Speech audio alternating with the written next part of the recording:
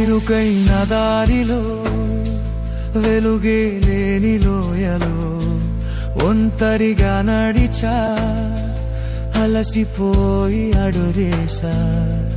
నా నీడ కూడా నన్ను వీడిపోయేగా, నా శ్వాస మరణ ద్వారమును తాకేగా. అప్పుడే నీ మెల్లని స్వరము నాకు వినబడగా, నీ గాయపు చేతులు నా గుండెను తాకెగా.